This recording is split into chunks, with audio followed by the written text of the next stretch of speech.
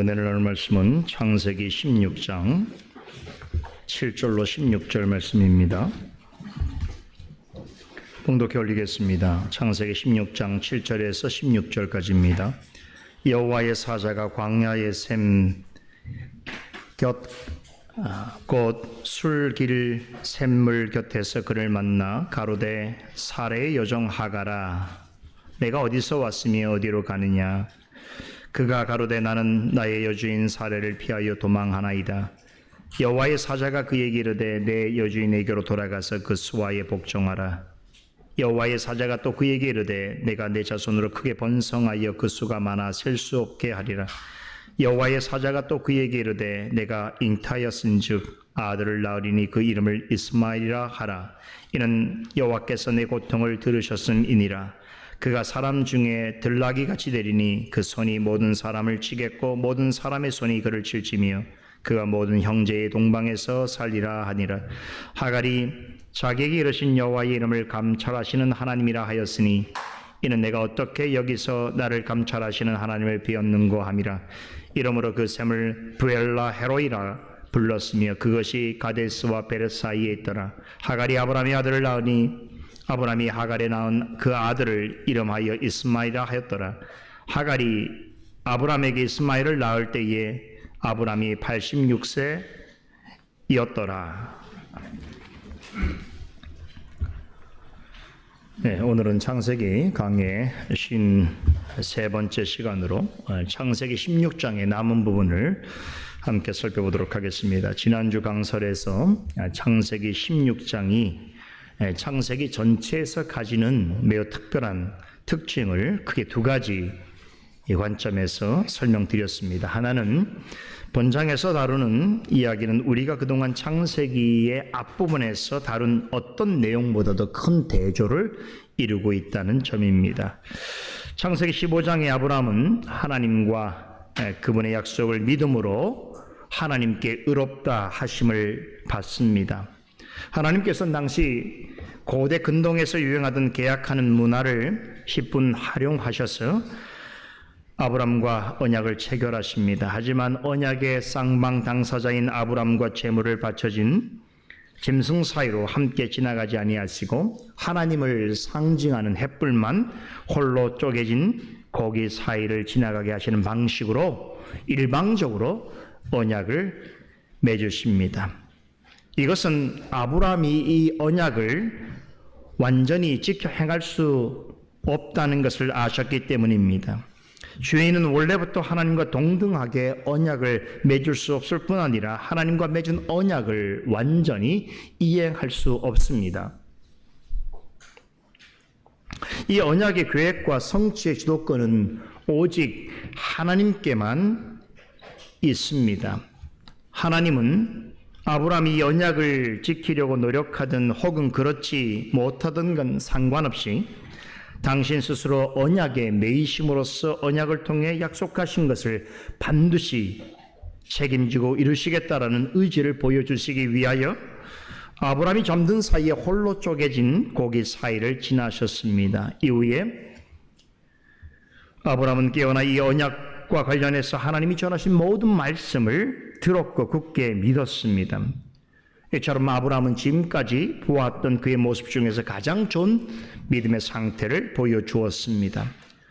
그러나 이어지는 창세기 16장에서 아브라함은 돌연 불신앙의 사람의 모습을 보입니다. 15장에서 하나님으로부터 자신의 몸에서 날 상속자와 하늘의 물결같이 많은 자손을 주시겠다라고 하는 약속을 받았음에도 16장에서는 그의 아내의 말을 들어 인간적인 방식으로 자녀를 잉태합니다. 이러한 아브라함을 보면 믿음의 사람과 불신의 사람은 종이 한 장 차이라는 생각을 갖게 됩니다.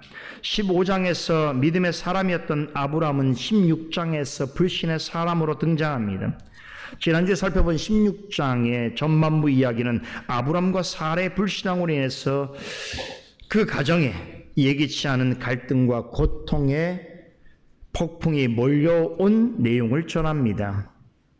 이 부분은 앞서 창세기에서 다룬 그 어떤 대조되는 이야기보다도 더 크고 격렬한 대조를 보여주고 있습니다.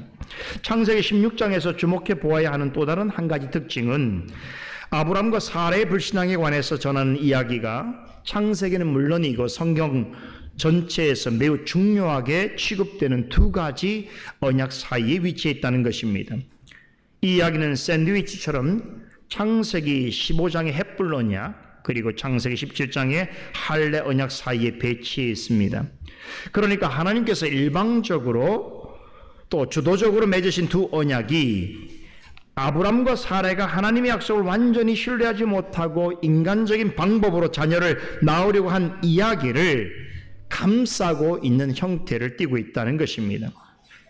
지난주에도 잠시 언급했습니다만 이런 구조는 그 자체로 하나님이 이루시는 구원의 역사에 관해서 굉장히 중요한 메시지를 전해주고 있습니다. 누구라도 아브람처럼 실수와 실패를 할 수 있습니다. 그렇다고 해서 하나님의 언약 자체가 무효화되거나 하나님의 약속이 사라지는 것은 아닙니다. 사람의 실수와 실패에도 불구하고 하나님께서는 언약을 결코 잊지 아니하십니다. 사람에게 어떠한 일이 일어나더라도 신실하신 하나님께서는 당신의 기뻐하시는 뜻을 따라서 택한 자와 맺으신 언약을 홀로 이루십니다. 모세는 창세기 독자들에게 이러하신 하나님의 의도를 좀 더 강렬하고 효과적으로 전달할 목적에서 아브람과 사라의 불신앙에 관한 이야기를 헷불 언약과 할례 언약을 전하는 그 사이에 위치해 두었습니다. 이 부분은 다음 주부터 살펴보게 될 창세기 17장의 할례 언약에 관한 말씀을 통해서 우리가 보다 더 하나님의 의도가 무엇인지를 확인해 보게 될 것입니다. 우리는 지난주에 16장 1절로 6절까지의 말씀을 통해서 하나님의 약속이 있었음에도 사라가 아이를 갖지 못하게 되는 상황 속에서 자신의 여종의 몸을 통해서라도 아브람의 자녀를 낳아야 되겠다라고 하는 그녀의 제안을 받아들인 아브람이 결국 시험에 드는 모습을 지켜보았습니다. 사라의 계획대로 하갈이 아브람의 자녀를 잉태하게 됩니다만 이 일은 세 사람 모두에게 저마다 고통을 안겨주었습니다. 결국 세 사람의 관계는 파탄 지경에 이르게 될 정도로 좋지 않게 됩니다. 여종 하갈은 아브람의 아들을 임신하게 되자 그때부터 여주인 사라를 멸시했습니다. 여종에게 당한 모욕을 사라는 남편 아브람에게 이 사실을 알리면서 남편과 하나님에게 책임을 돌리는 어리석음을 범했습니다. 그렇다면 아브람이라도 잘해야 하는데 그 또한 자신의 잘못을 인정하기보다는 시종 우유부단하고 무책임한 태도를 보입니다. 이에 사라는 아브람의 묵인하에 자신이 모욕당한 안갚음을 하게 되는데 여종 하갈을 학대하였지요. 그런데 하갈이 당한 학대는 스스로 초래한 면이 큽니다. 사라가 하갈을 학대한 것은 분명 잘못된 일이지만 그 원인은 하갈에게 있었습니다. 그녀가 임신을 빌미로 사라를 멸시했기 때문입니다. 그런 점에서 하갈이 학대당한 것은 아브람의 아이를 가졌다는 이유로 오만방자하게 행동한 것에 대한 하나님의 정당한 징계라고 할 수 있습니다. 그런데 하갈은 그리 해놓고 그것을 견디지 못하고 아브람의 장막을 떠나서 광야로 도망칩니다. 어찌되었든 간에 아이를 임신한 여자가 도망자 신세가 된다는 것은 참으로 안타깝고 불행한 일이 아닐 수 없습니다. 그러하다 보니 하갈에 대해서 이런 감정을 가지는 분들이 더러 있습니다. 아무리 종이라고 하더라도 자신을 대신하여 아이를 임신한 여자를 학대해서 내쫓아내다니 이 사라가 그렇게 나쁜 여자였단 말인가? 하갈은 사라가 시키는 대로 한 것뿐인데 도망가야 하는 신세가 된 것은 너무 잘못된 것이 아닌가? 하갈은 자신의 잘못에 비해서 너무 부당한 대우를 받은 것이 아닌가? 오, 불쌍한 하갈. 어떻습니까?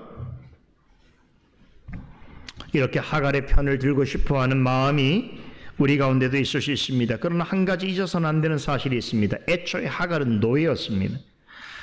오늘날처럼 인권이 강조되어지는 사회에서는 상상하기 어려운 일이지만 철저한 계급 사회를 이루고 있던 당시의 관점에서는 노예란 설령 학대를 당한다 해도 이상할 것이 없었습니다.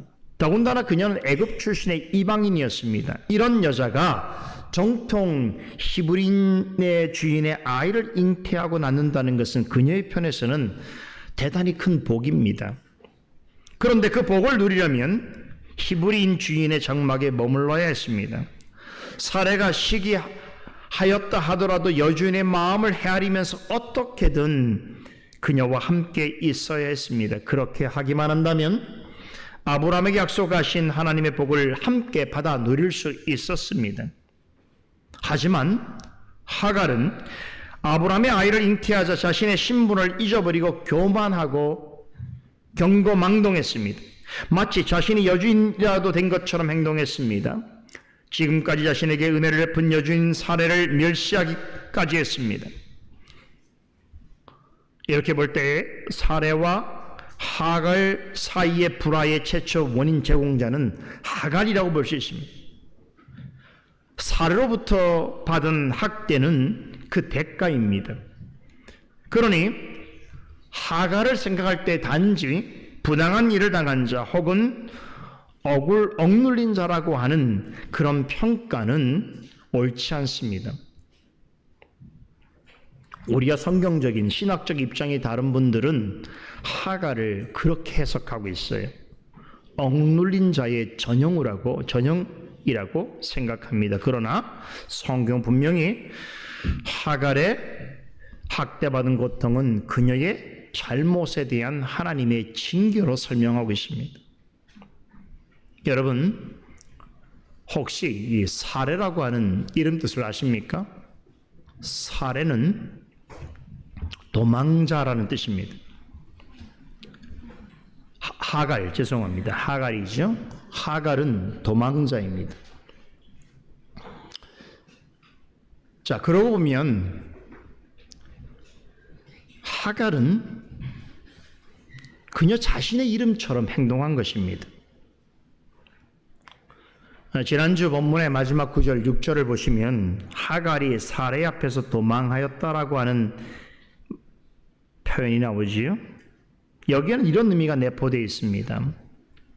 참 정교한 기록자의 의도인데요. 하갈이 사례 앞에서 도망하였다라는 것은 그녀의 이름에 걸맞는 행동을 했다, 이런 뜻입니다. 하갈의 원래 이름 뜻인 도망자라고 한 그 뜻대로 그녀는 도망갔다, 이런 얘기예요. 사실 종인 사람이 주인이 누리는 복에 참여한다는 것은 생각하기 어려운 일입니다. 그렇다고 한다면 어느 정도의 시기와 질투가 있다고 하더라도 하갈은 그런 일의 원인이 자신에게 있었던 부분이 있었던 만큼 어떻게 행동했어야 됩니까? 도망가기보다는 자신의 잘못을 인정하면서 또 더 겸손하여 그녀의 곁에 머물러 있어야 했습니다. 하지만 하갈은 예비된 복을 스스로 걷어차고 다시금 종의 생활로 돌아가려 했습니다. 그래서 아브라함의 집을 떠나 자기 고향으로 가던 중이었습니다. 본문 7절에 그녀가 여호와의 사자를 만난 숲길이라고 하는 장소는 그녀의 고향인 애굽 가까이 위치해 있습니다. 하갈은 사례가 자신을 학대한다는 것을 핑계 삼아서 하나님의 축복이 약속되어 있는 아브라함의 장막을 떠나서 자신의 본국인 종으로 살았던 그 애굽으로 내려가고 있었습니다. 그러니까 그녀는 자신의 이름 뜻대로 살게 된 거예요. 도망자라고 하는 그녀의 이름 뜻대로 하나님의 은혜와 축복으로부터 멀리 도망치고 있었던 것입니다. 그런데 이토록 잘못을 저지르고 아브라함의 장막으로부터 도망쳐서 종으로 살았던 애굽으로 가고 있는 그녀를 누군가가 기다리고 있었습니다. 놀랍게도 그는 여호와의 사자였습니다. 사람이 어떤 어려운 일을 겪을 때에 고향을 생각하는 것은 매우 자연스러운 일입니다. 하지만 하갈이 애굽으로 돌아가는 것은 좋은 일이 아니었습니다. 자신이 머물러야 할 처소와 자신의 임무를 저버리고 하나님의 은혜와 축복이 보장되어 있는 곳으로부터 먼 곳으로 도망치는 중이었습니다. 영적인 관점에서 보자면 하갈은 하나님의 품을 떠나 죄악된 길로 가고 있었습니다. 이렇게 그녀가 애굽으로 향하고 있는 중에 광야에 있는 어느 샘 곁에서 여호와의 사자가 그녀를 기다리고 있었습니다. 그 샘은 말씀드린 대로 애굽 가까이에 위치한 수리라고 하는 동네로 가는 길 옆에 있었습니다. 혹자는 하갈이 고향으로 내려가는 길에 우연히 여호와의 사자를 만났다라고 생각할 수 있습니다. 하갈의 입장에서는 맞는 말이죠. 그러나 실은 그렇지 않습니다. 모세는 여호와의 사자가 그녀를 만나 주었다라고 기록하고 있습니다. 이것은 무엇을 말해줍니까? 죄인이 하나님을 찾아가서 만난 것이 아니라 하나님께서 원래부터 도망자일 수밖에 없었던 죄인에게 찾아오셨다라고 하는 뜻입니다. 본문 7절에 성경에서 처음 나오는 두 단어가 언급되어 있습니다. 바로 여호와의 사자와 샘이라고 하는 말입니다. 이 두 단어는 성경 전체에서 처음 언급됩니다. 그런데 창세기 16장 전체 내용을 이해하는 데 있어서 굉장히 중요한 개념을 담고 있습니다. 우선 하갈을 기다리면서 그를 만나 주었던 여호와의 사자에 대해서 생각해 보겠습니다. 참 이 이야기는 정말로 아무도 예상치 못한 전개입니다. 하갈로서는 더더욱 생각하지 못했을 것입니다. 하갈은 임신한 몸을 이끌고 광야를 지나서 애굽 가까운 곳으로 왔습니다. 여러분 생각해 보세요. 임신한 여인이 이 광야길을 거쳐서 여러분 간다는 것은 얼마나 사실 고단하고 힘든 일입니까? 매우 괴롭고 또 목도 마르고 몸도 피곤하고 했을 것입니다. 그래서 샘물 곁에 앉아서 잠시 휴식을 취하고자 했습니다. 그때 여호와의 사자가 그녀 앞에 나타났습니다. 자, 그렇다면 그녀의 가는 길을 막아선 이 여호와의 사자는 누구인가? 먼저 생각해 볼 수 있는 것은 하나님께서 보내신 천사라고 생각할 수 있겠습니다. 여호와의 사자라고 할 때 사자를 나타내는 히브리어 말라크라고 하는 단어예요. 이것은 일반적으로 천사를 가리킵니다. 이 천사란 하나님에 의해서 창조된 인격적인 존재이지요. 또 하나님의 일을 수행하는 사역을 맡은 영적인 존재이기도 합니다. 이러한 천사가 성경에 처음 등장하는 내용이 바로 본문입니다. 하나님께서 어떤 중요한 일을 행하실 목적으로 사람들에게 천사를 보내신 장면은 성경 여러 곳에서 나오지요. 구약에서뿐만 아니라 신약 성경에서도 천사를 보내신 이야기가 초반부에 등장합니다. 예를 들어서 예수님이 출생할 즈음에 세례 요한의 아버지 사가랴에게 천사를 보내셨지요. 또 예수 그리스도의 육신의 아버지 어머니였던 요셉과 마리아에게도 천사를 보내셨습니다. 천사를 통해서 그리스도의 나심의 의미와 그의 이름을 가르쳐 주셨습니다. 그런데 오늘 본문에 등장하는 천사는 이렇게 많은 천사들 중에 한 천사를 가리키는 것이 아닙니다. 원문 성경에 보면 이 천사를 말라크 아도니아 아도나이라고 기록하고 있습니다. 이 의미는 하나님과 동일한 천사다 그런 뜻이에요. 그렇다면 천사가 어떻게 하나님과 동일한 존재일 수 있겠는가 하는 물음이 생기겠지요. 성경에 여호와의 사자라고 하는 이 표현이 사용되어질 때는 여기서 말하는 사자는 종종 하나님 자신을 가리키는 의미로 사용되는 용법이 있습니다. 이 같은 경우에는 여호와의 사자를 만난 사람들은 하나같이 그 사자를 신적인 존재로 인식합니다. 뿐만 아니라 그 사건을 기록한 성경 기자들은 여호와의 사자를 하나님이라고 기탄 없이 부릅니다. 우리는 이 사실을 오늘 본문에서 확인해 볼 수 있습니다. 하갈은 여호와의 사자가 전해준 말을 하나님의 말씀으로 받아들입니다. 뿐만 아니라 13절에서는 여호와의 사자를 향해서 나를 감찰하시는 하나님이라고 부르지요. 그러면서 내가 나를 감찰하시는 하나님을 배웠다라고 고백합니다. 하갈은 자신을 만난 여호와의 사자를 누구로 인식하고 있습니까? 자신을 항상 살피시는 하나님으로 알았고 그렇게 고백했습니다.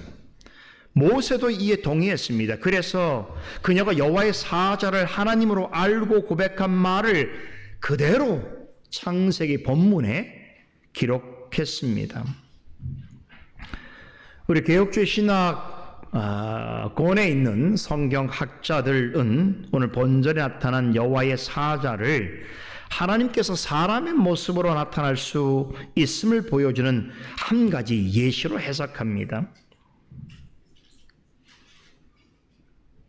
하나님께서 사람의 모습으로 나타난다는 말은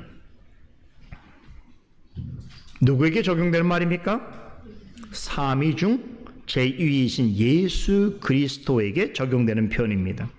하나님은 본질적으로 영이십니다. 사람과 같은 육체를 가지고 계시지 아니하시죠. 그럼에도 삼위 중 제2위이신 예수 그리스도는 참 사람으로서 죄는 없으시되 우리와 같은 인성을 가지고 세상에 오셨습니다.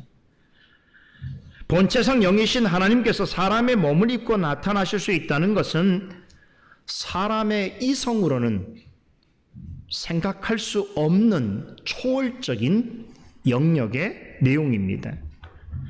이것은 오직 참된 신성과 참된 인성을 동시에 가지신 성자 하나님만이 하실 수 있는 일입니다. 여러분, 기묘자라고 하는 이름을 들어보신 적 있죠? 기묘자. 이사야 선지자가 앞으로 오실 메시아를 이름할 때에 그를 기묘자라고 불렀습니다. 기묘자란 사람의 생각과 이해를 초월한 자 혹은 놀랍고 경이로운 분이라는 뜻입니다. 이사야 선지자는 이 이름을 사람의 몸을 입고 오실 예수 그리스도에게 적용합니다. 예수 그리스도를 기묘자라고 불렀던 것은 우리의 생각과 이성과 지성을 완전히 초월해 계시는 놀랍고 신비로운 분이다라고 하는 의미가 있기 때문에 그렇습니다.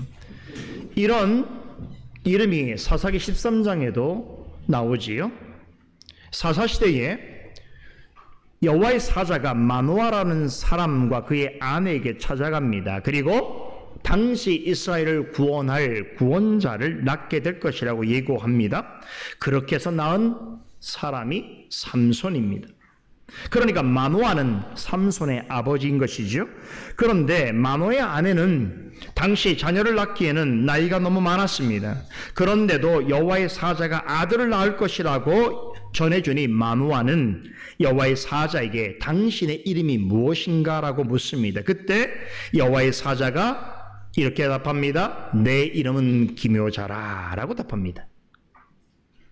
그러자 마노아와 그의 아내는 여호와를 본 것으로 알고 이렇게 고백하죠. 우리가 하나님을 보았으니 이제 죽게 되었도다라고 하면서 두려워 떱니다.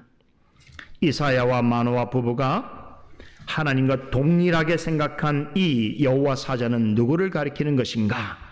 바로 성육하시기 전에 잠시 인간의 모습으로 현현하신 예수 그리스도입니다. 어떻게 이런 일이 가능할 수 있는가? 인간으로서는 상상할 수 없는 일이지요. 그러나 하나님이시기에 가능한 일입니다. 예수님께서 하시는 일은 너무나 놀랍고 경이로워서 그분의 이름을 일찍이 기묘자라고 불렀던 것도 바로 이런 이유 때문입니다. 저는 지금까지 창세기 강설에서 창세기에 나타난 예수 그리스도에 관한 예시와 예고에 관한 많은 말씀을 전해드렸습니다.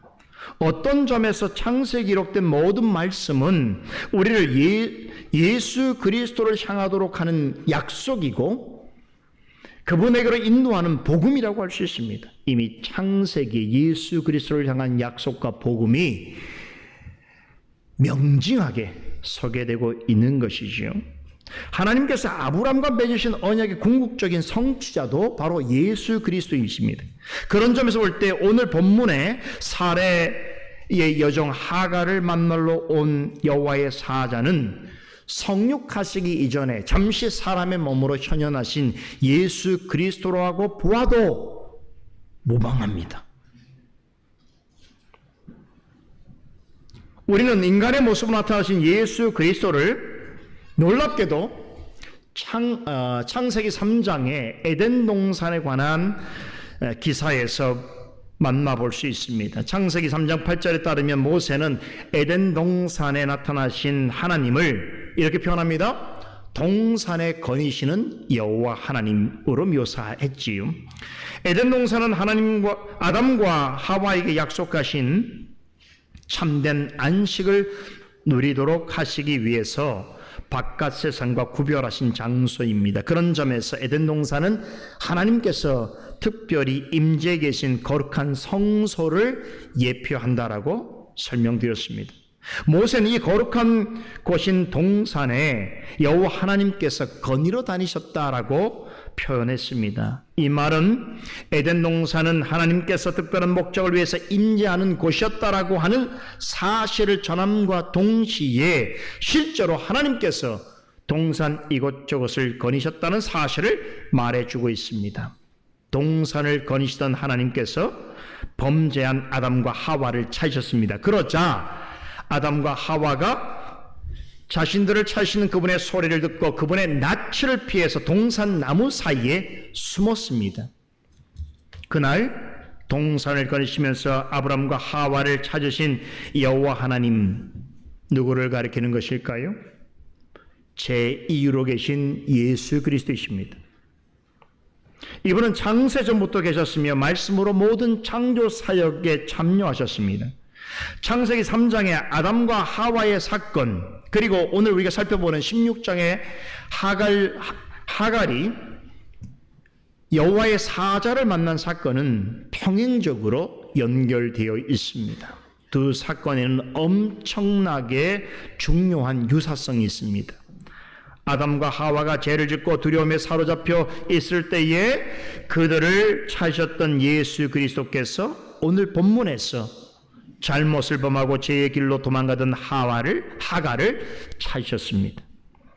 범죄한 아담과 하와가 먼저 하나님을 찾았던 것이 아니듯이 하갈이 그분을 먼저 찾은 것이 아닙니다. 그녀는 아브라함의 장막과 하나님의 임재로부터 멀리 도망가고 있었습니다. 그런 그녀에게 예수 그리스도께서 주의 사자의 모습으로 찾아오셨습니다. 제가 도망가는 하갈을 찾아오신 분이 성육하시기 전에 잠시 사람의 모습으로 현현하신 성자 하나님이시다라고 하는 사실을 여러분에게 이렇게 확신 있게 전하는 더 확실한 이유가 있습니다. 본문 7절에 여호와의 사자와라는 말과 함께 처음 성경에 등장하는 단어가 있다고 했지요. 뭡니까? 바로 샘이라는 말입니다. 본문에서 이 단어가 어떻게 소개되고 있는지를 우리는 주목해 보아야 하는데 세 가지 주목할 점이 있습니다. 첫째, 이 샘은 광야에 있었습니다. 둘째, 이 물의 근원이 되는 샘물 곁에 있었습니다. 셋째, 이 샘에서 여호와의 사자가 하갈을 찾으셨고 그녀를 만나 주셨습니다. 지금 이 셈과 관련해서 말씀드린 이 세 가지 요소를 동시적으로 적용할 수 있는 유일한 분은 오직 예수 그리스도밖에 없습니다. 자, 과연 그러한지 잘 들어보시기 바랍니다.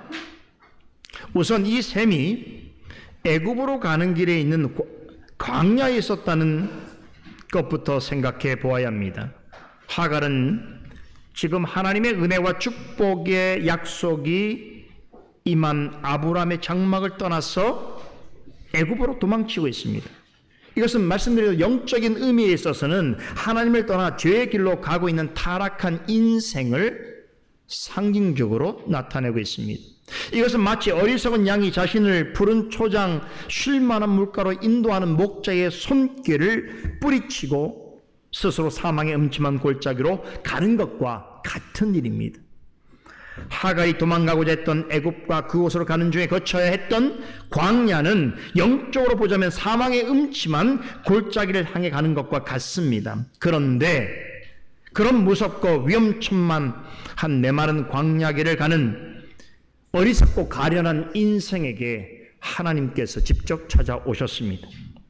시편 28편의 말씀을 다시 대입해 본다면 내가 사망의 음침한 골짜기로 다닐 때에 거기까지 목자이신 주님께서 찾아오셔서 주의 지팡이와 막대기로 보호해 주시고 다시금 푸른 초장과 쉴만한 물가로 인도해 주신 것처럼 사망의 음침한 골짜기 같은 광야길로 도망치는 하갈을 만나 주시기 위해서 물의 근원이 되는 샘물 곁에서 그녀를 기다리고 계셨습니다.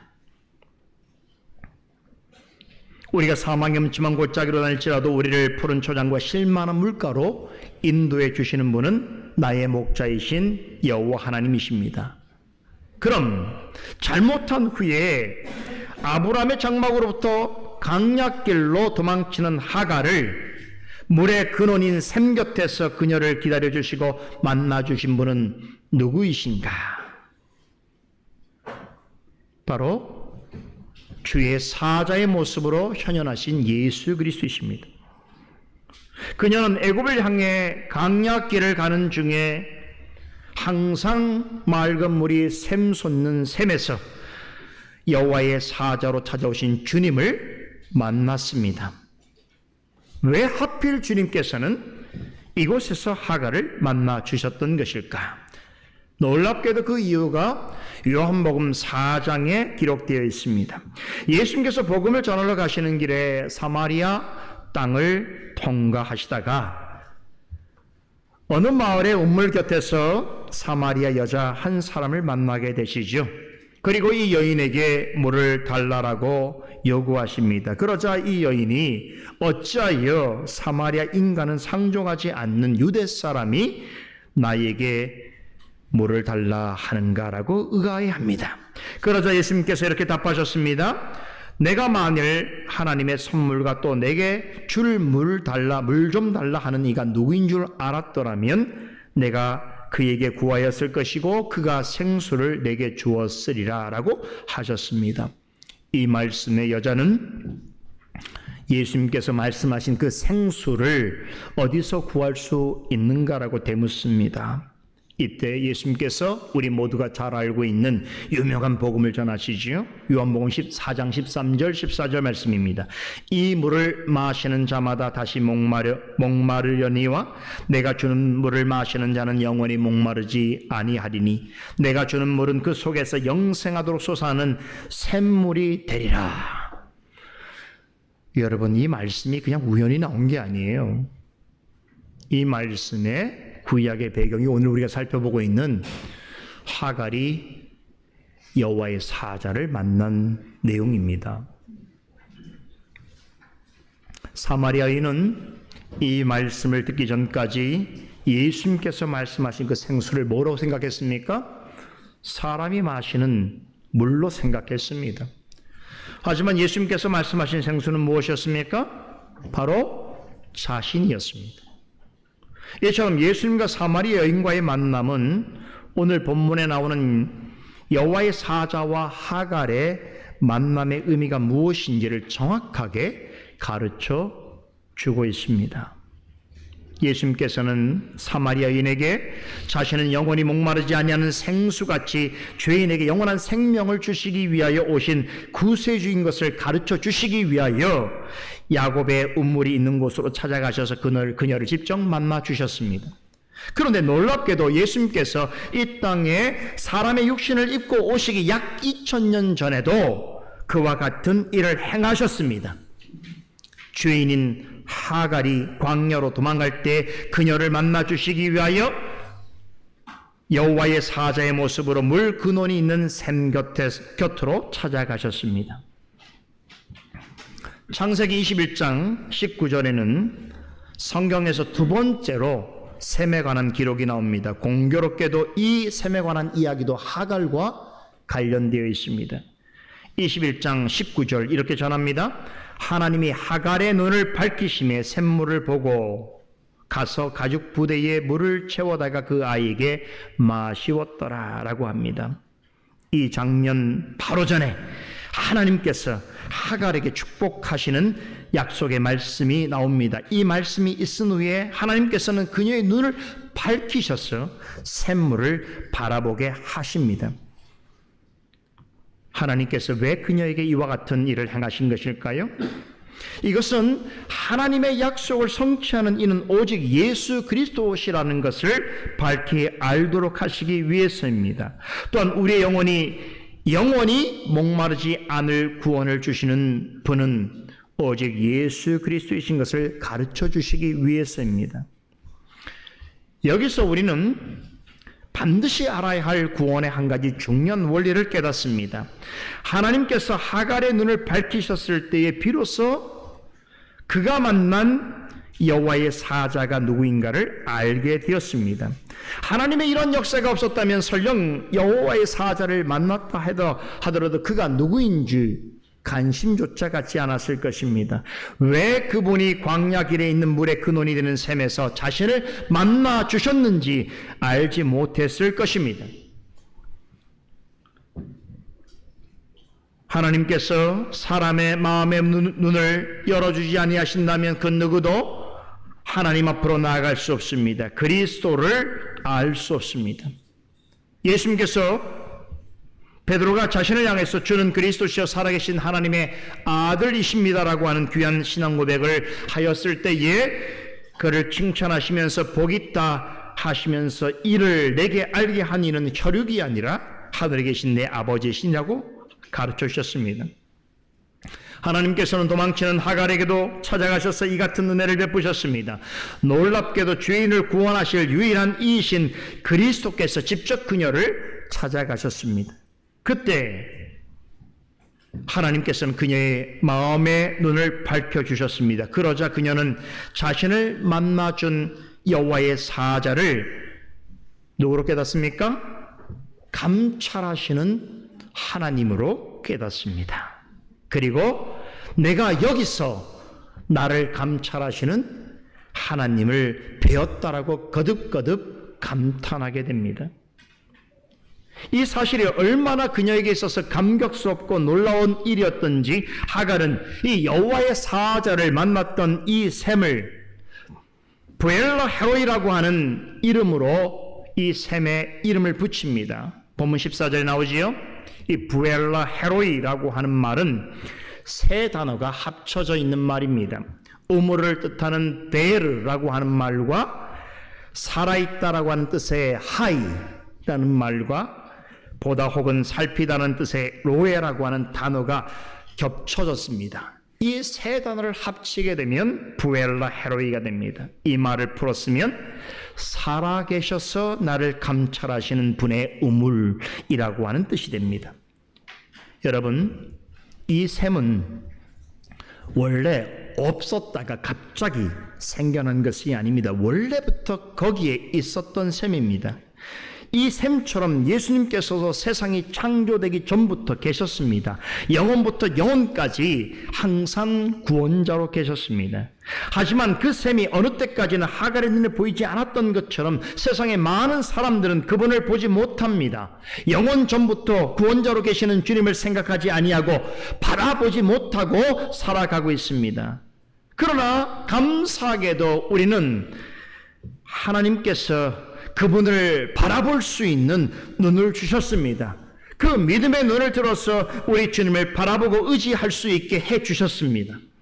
하나님께서 하갈의 눈을 열어주신 후에야 샘이 있었다는 것을 알았고 그 샘 곁으로 찾아와서 자신을 만나준 여호와의 사자가 자신을 살피는 주님이라고 하는 것을 깨닫게 되었던 것처럼 우리도 하나님께서 우리의 마음의 문을 먼저 열어주신 후에야 비로소 예수 그리스도가 우리의 구원을 위해서 창세 전부터 예비된 하나님의 살아계신 아들이요 우리의 유일한 구세주요 우리의 구주요 우리의 심판주라는 것을 알게 되었습니다. 그리고 감사하고 의지하는 마음으로 그분을 바라보면서 살아갈 수 있게 되었습니다. 이처럼 하나님을 알고 그리스도를 보려면 먼저 하나님께서 우리의 마음의 눈을 열어주셔야 하는 것입니다. 그렇다면 하나님께서는 무엇을 통해서 우리로 하여금 하나님을 알고 그리스도를 보도록 우리의 마음의 문을 열어주시는 것인가? 바로 하나님의 말씀을 통해서입니다. 하나님의 말씀은 죄인을 주님에게 관심 가지게 하고 그분에게로 이끄는 가장 확실한 은혜의 방편입니다. 하나님께서는 거룩한 말씀을 통해서 죄인 가운데 구원하실 자들을 부르실 뿐만 아니라 그들을 거룩하게 하시고 마침내 최종적인 구원의 완성으로 이끄십니다.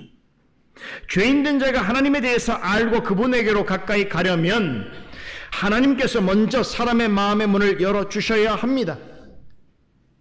이게 철칙이에요. 사람이 하나님을 찾는 게 아닙니다.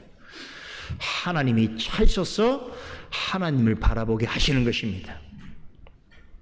여러분, 우리가 이미 살펴보았던 사도행전 16장에 나오는 그 자주 옷감 장사 루디아 기억나시지요? 그녀는 유럽의 관문이라고 할 수 있는 마게도냐 첫성 빌립보의 최초의 개신교 교회를 세우는 데 크게 쓰임을 받았습니다. 하지만 그녀는 바울을 만나기 전까지는 불신자나 다를 바 없었습니다. 예수 그리스도에 대해서 전혀 알지 못했습니다. 그랬던 그녀가 빌립보에서 만난 사도 바울이 전하는 복음을 듣고 있을 때에 아주 놀라운 일이 일어났습니다. 그녀가 사도가 전하는 말씀을 경청하고 있을 때에 주께서 그 말씀을 수단 삼아서 그녀의 마음의 문을 열어주셨습니다. 바울이 전하는 하나님의 말씀을 들을 때에 비로소 그리스도의 존재를 믿게 되었고 그분을 바라보고 의지하게 되었습니다. 그리스도를 말씀을 통해서 영접했습니다. 그리고 그 길로 루디아는 자신의 집으로 돌아가서 가족들을 설득하여 바울이 주는 세례를 받게 합니다. 그렇게 해서 그녀의 가정에서 유럽 최초의 그리스도 교회가 탄생하게 되었습니다. 여러분, 이와 유사한 일이 하갈에게도 일어났습니다. 하갈은 언제 자신을 찾아온 여호와의 사자의 존재를 알게 되었을까? 다시 말해서 무슨 일이 있은 후에 여호와의 사자가 항상 살아계셔서 자신을 감찰하시는 하나님인 것을 알아차렸는가? 바로 여호와의 사자가 전하는 말씀을 들었을 때입니다. 광야길 샘물 곁에서 여호와의 사자와 첫 대면하였을 때만 하더라도 그녀는 그가 누구인지 알지 못했습니다. 그곳에 샘이 있다는 것조차 몰랐습니다.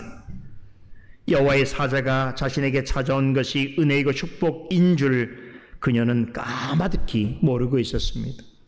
그런데 그분이 전하는 말씀을 들을 때에 그녀의 마음의 눈이 열렸습니다. 그녀가 들은 말씀의 내용과 말씀을 통해서 마음이 열리고 주님을 받아들이는 과정이 이제 본문 8절에서 13절에 기록되어 있습니다. 우선 여호와의 사자가 전하신 말씀의 내용부터 살펴보면 주님께서는 그녀를 향해서 사레의 여종 하가라라고 부르셨습니다. 그녀의 지금 신분과 위치에 대해서 언급하신 것입니다. 그녀는 아브라함의 아이를 임신한 상태였지만 신분적으로는 여전히 종이었습니다. 세상에서 가장 미천하고 연약한 자리에 있는 인생이었습니다. 여러분, 우리가 주님을 만나기 전의 상태가 이와 같았다는 것이, 영적으로 보면 주님을 만나기 전에 우리는 하갈처럼 죄의 종된 상태에 있었습니다. 육신적으로는 죄의 법을 섬기며 살았습니다. 하갈을 찾아가신 주님께서 우리에게는 말씀으로 찾아와 만나 주셨습니다. 그리고 하갈에게 하신 것처럼 동일한 질문을 하십니다. 두 가지 질문이지요. 첫째는 내가 어디서 왔느냐라고 물으십니다. 하갈은 종이었지만 아브라함의 정막에서 특별한 권리와 특권을 누릴 수 있었습니다. 하지만 심리적으로 부담스럽고 또 육체적으로 힘들다고 해서 그 모든 것을 버려두고 그녀의 이름처럼 도망쳐 나왔습니다. 그런 그녀를 향해서 내가 어디서 왔느냐라고 물으셨습니다. 이는 아브라함의 장막에서 떠난 것이 과연 바른 선택이었는가 물으시는 것입니다. 이 질문은 우리에게도 늘 적용되어집니다. 이후 여호와를 막론하고 하나님의 집인 교회와 가정을 떠나는 것은 결단코 옳지 않습니다. 자신이 만든 문제와 불화를 이유로 주님의 몸된 교회를 떠나고 믿음의 가정을 벗어나는 것은 그 무엇으로부터도 핑계할 수 없을 만큼 대단히 어리석은 일이다. 아브라함의 장막에서 약속된 모든 특권과 자격을 팽겨쳐 버리고 도망친 하갈의 어리석은 만큼이나 어리석은 짓이다라는 의미입니다. 둘째 질문은 무엇입니까? 내가 어디로 가느냐라는 것입니다. 하나님의 품을 떠나는 사람이 갈 곳이 어디겠습니까? 하나님이 없는 세상 아니면 하나님을 멀리하는 욕망의 세계뿐입니다. 하갈이 하나님의 장막을 떠나서 애굽으로 가고자 한 것은 세상과 욕망을 쫓아갔다라고 하는 영적 의미를 지니고 있습니다. 애굽에서의 생활은 사람이 보기에는 겉으로 참 화려하고 풍족해 보일만 합니다. 그러나 하나님의 관점에서 보자면 하갈이 지나가야 했던 광야처럼 영적으로 너무나 척박하고 메마른 곳입니다. 마치 사망의 음침한 골짜기처럼 음산하고 위험천만한 것입니다. 여호와의 사자가 하갈에게 물으셨던 것처럼 오늘 우리에게도 이와 같은 질문을 동일하게 하십니다. 너는 지금 어디로 가고 있는가? 물으십니다. 무슨 이유에서든지 믿는 자가 주님의 품을 떠나고 진리의 말씀을 멀리하는 것은 하갈이 애굽을 향하여 가는 것과 동일한 일입니다. 푸른 초장과 쉴만한 물가를 버리고 스스로 사망의 음침한 골짜기로 가는 것이 과연 옳은 행동인가, 바른 선택인가 물으십니다. 이보다 어리석은 것은 없습니다. 감사한 것은 주님께서는 늘 말씀을 통해서 우리에게 이렇게 물으십니다. 내가 어디서 왔느냐? 내가 지금 어디로 가고 있는가? 물으십니다. 이 질문에 대하여 우리는 하나님 앞에서 옳은 답을 해야 할 의무가 있습니다. 너는 어디로부터 왔느냐? 너는 지금 어디로 가고 있느냐? 이것은 하갈에게만 주어진 질문이 아닙니다. 우리의 삶 속에서 날마다 우리에게 물으시는 질문이요, 우리가 답해야 할 물음입니다. 그런데 하나님께서 말씀을 통해서 이같이 물으신다는 것은 사실은 우리가 기뻐하고 감사해야 할 일입니다. 왜 그렇습니까? 이것은 하나님의 자녀된 자에게만 물으시는 질문이기 때문입니다. 하나님의 자녀가 아닌 자는 이 질문은 의미가 없습니다.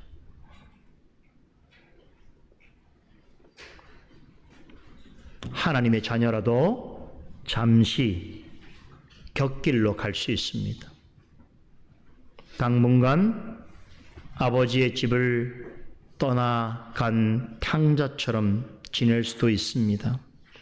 하나님의 자녀라고 항상 하나님 보시기에 합당한 온전한 모습으로 살아가기가 어렵습니다. 하나님의 자녀라도 실망하고 실족하고 시험에 빠질 수 있습니다. 하나님의 자녀라도 언제든지 하나님이 원치 아니하는 일에 휘말릴 수 있습니다. 그런데 하나님께서는 그런 자녀를 향해서 말씀을 통하여 언제나 그 마음의 문을 두드리십니다. 그리고 여호와의 사자가 하갈에게 전한 것과 같은 똑같은 요구를 하십니다. 9절을 보세요. 도망치는 하갈에게 뭐라고 명하십니까? 내 여주인에게로 돌아가라. 가서 복종하라고 하십니다. 내가 어디서 왔으며 내가 지금 어디로 가고 있는가라고 하는 질문 후에 하나님께서는 이렇게 명하십니다. 이제 내 여주인에게로 돌아가라. 가서 그녀의 수하에 복종하라고 명하십니다. 이 말씀의 의미는 이것입니다.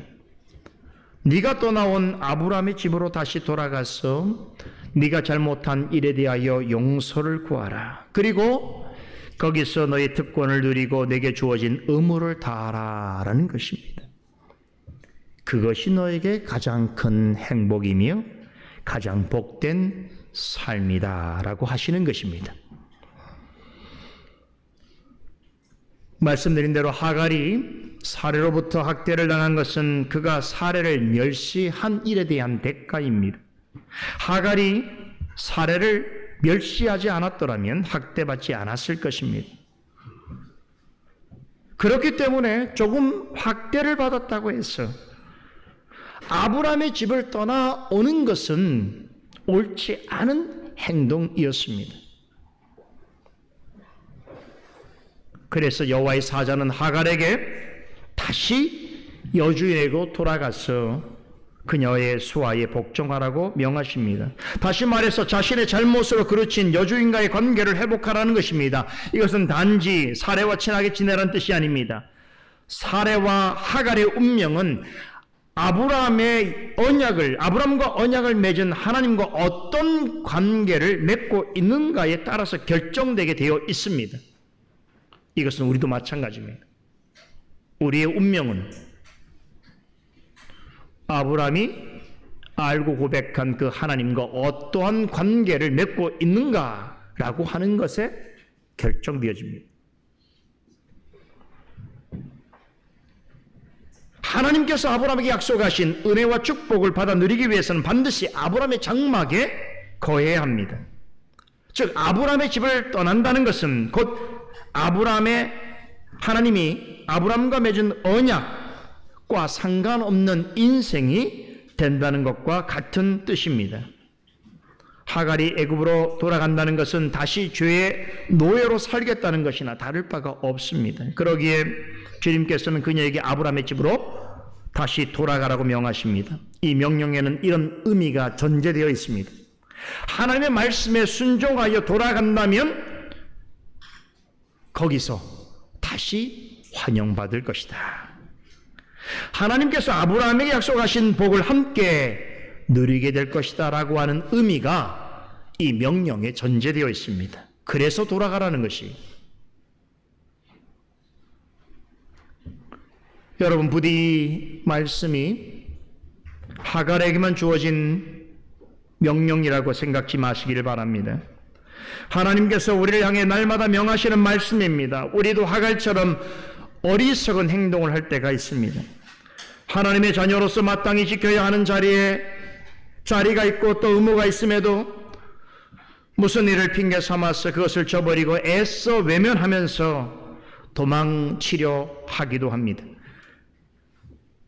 알고 보면 다 내 잘못 때문인데, 그 잘못으로 일어난 일인데도 좀 싫은 소리를 듣고 누구 때문에 감정이 상하면 마치 하나님을 알지 못하는 사람처럼 생각하고 행동합니다. 교회에 어떻게 되든, 함께하는 성도들은 어떻게 되든 상관없이 자신의 감정을 따라서 말하고 행동합니다.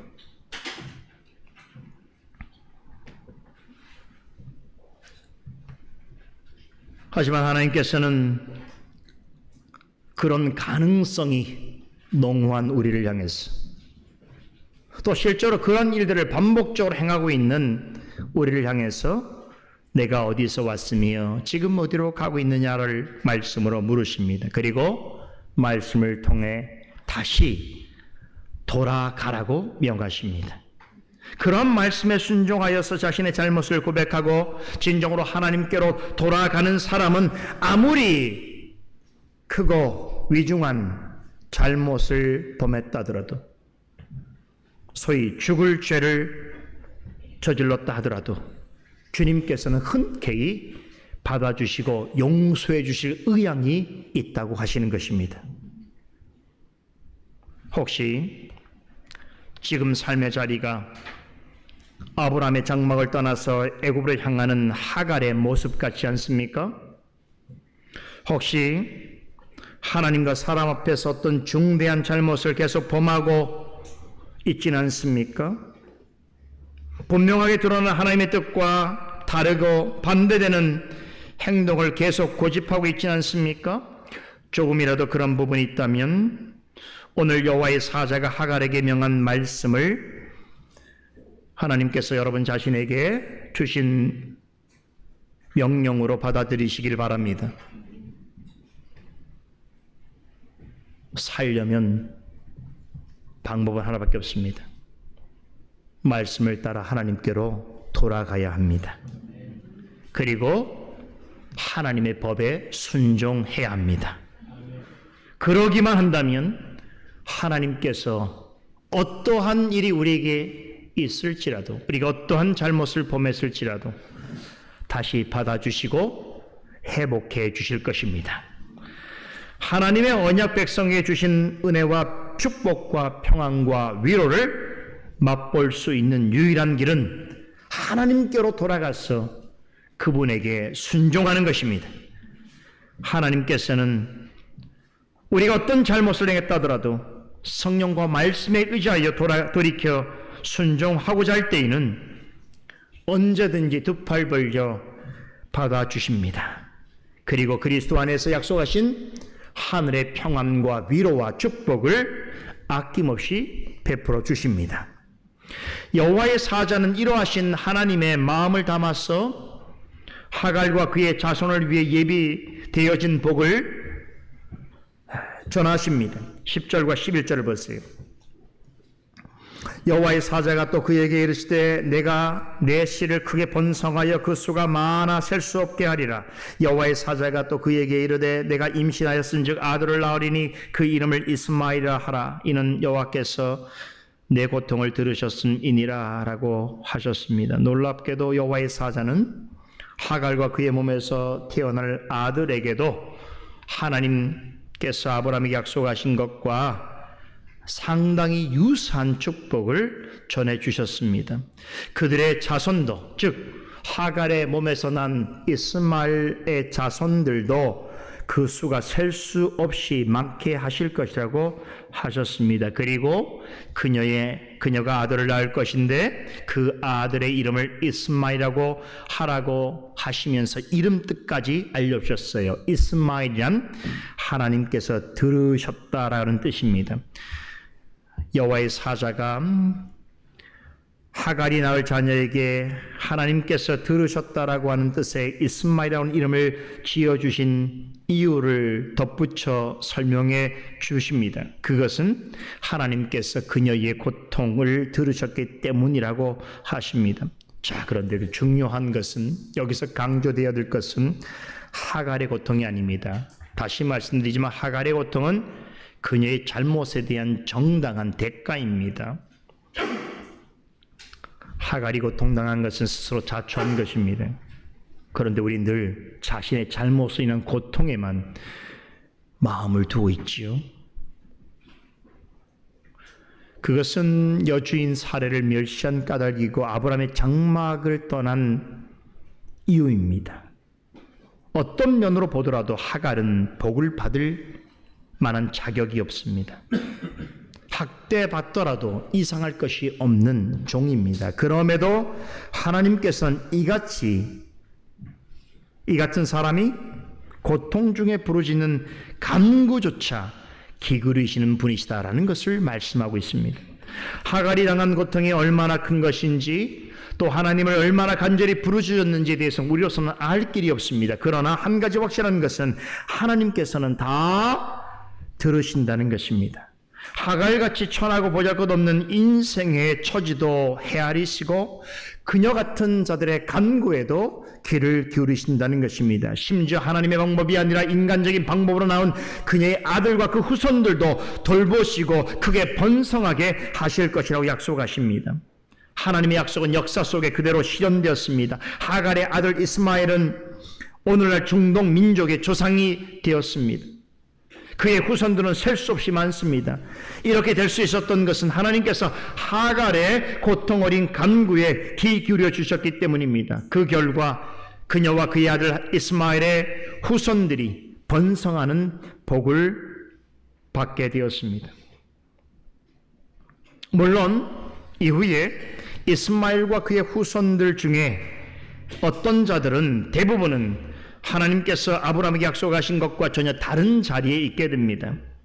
이스마엘도 아브라함의 아들이고 하나님과 아브라함이 맺은 언약에 참여합니다. 17장에 보면 이스마엘도 할례를 받습니다. 하지만 이스마엘은 하나님께서 아브라함에게 약속하신 외형적인 복은 나누어 받지만 영적인 의미에서의 언약의 복으로부터는 죄됩니다. 이스마엘은 육신적으로는 아브라함의 자손이라고 하더라도 반드시 영적인 언약의 축복에 무조건 동참하는 것은 아니라는 것을 명확하게 보여주는 대표적인 인물입니다. 이와 관련해서 여러분들이 궁금해하실 것이 무척 많을 것을 저는 잘 알고 있습니다.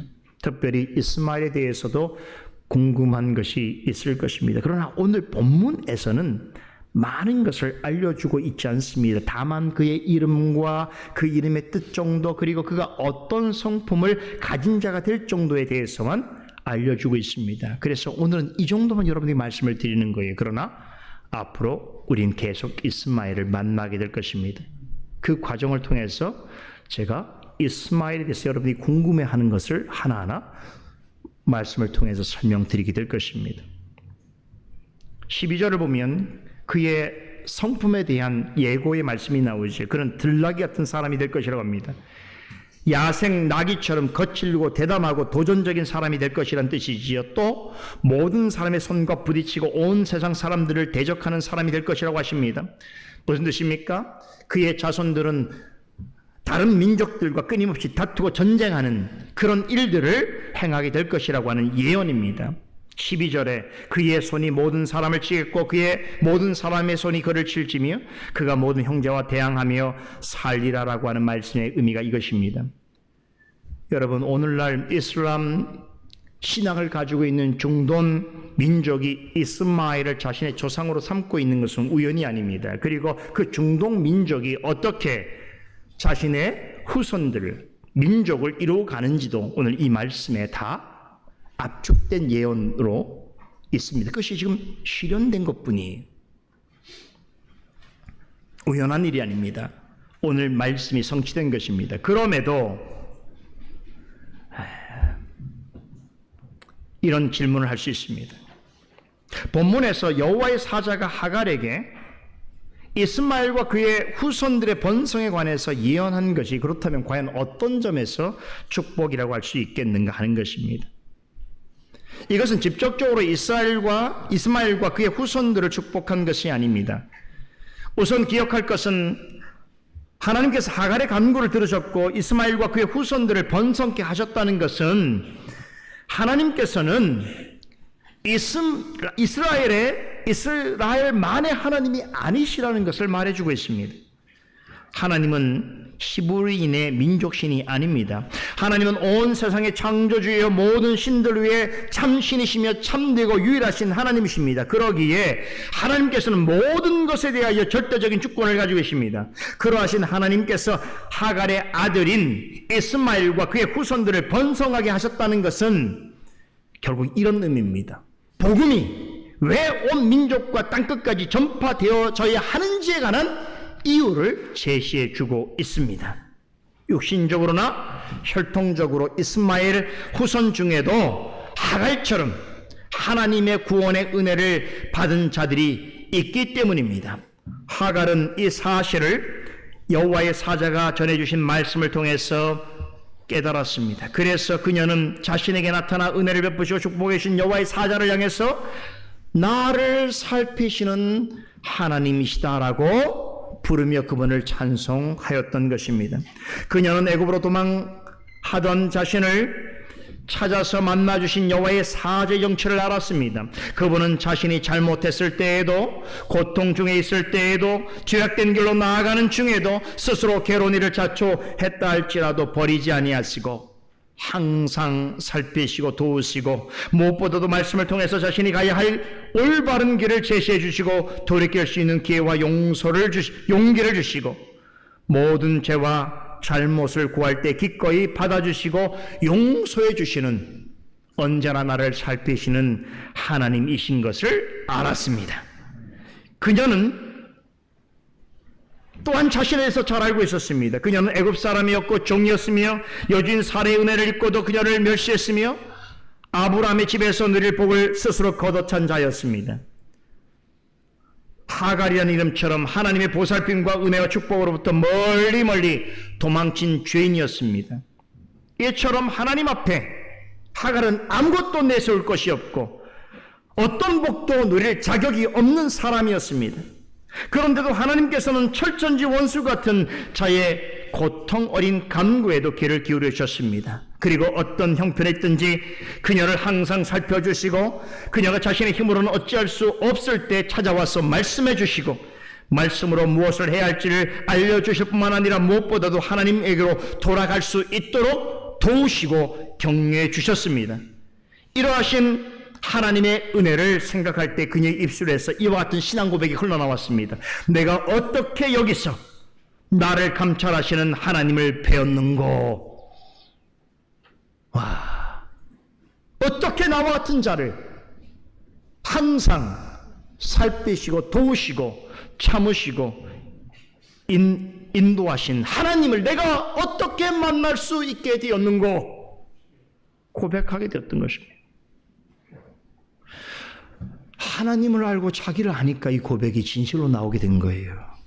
둘 중에 어느 것 하나도 알지 못하면 이런 고백은 할 수 없습니다.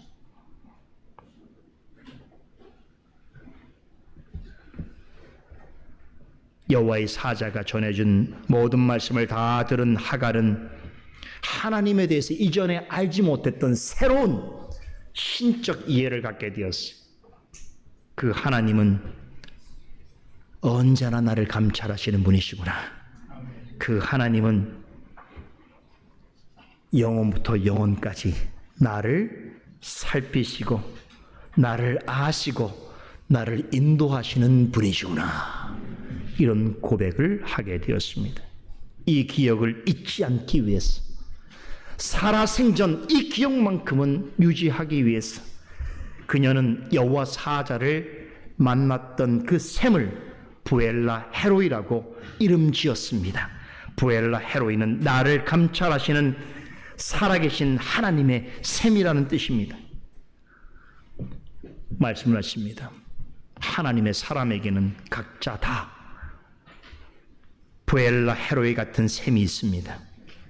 우리 주님이 이 셈에서 하갈을 만나 주셨듯이 우리 각자의 부엘라 헤로이 셈에서 우리를 만나 주셨습니다. 그리고 지금도 우리를 찾으시고 우리를 돌이키십니다. 하갈이 이 셈에서 우리 주님을 발견하고 자신을 살피시는 하나님이라고 하는 하나님의 이름을 부르면서 그분을 찬송하고 영광을 돌린 것처럼 우리의 삶 속에 늘 있는 우리를 만나주시는 부엘라 헤로이 같은 셈 가운데서 하갈의 신앙 고백이 우리의 신앙 고백이 늘 되어지기를 간절히 소망합니다. 기도하겠습니다. 거룩하신 하나님,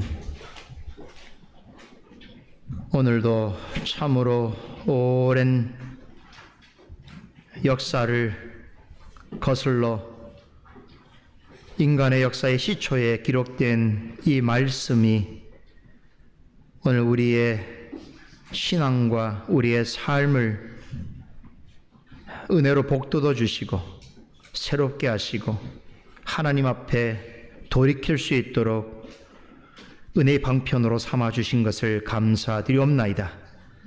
오늘 하갈을 찾아가 만나 주신 우리 주님의 그 은혜가 오늘 우리의 삶 속에서도 늘 우리가 경험하는 일인 줄 믿사오니 오 하나님, 우리도 하갈 같은 그런 처지에 있사오나 하갈이 주님을 알고서 주님을 향하여 언제나 나를 살피시고 감찰하시는 하나님이라고 고백한 것처럼 이 고백이 우리의 신앙 고백이 되게 하여 주시옵소서.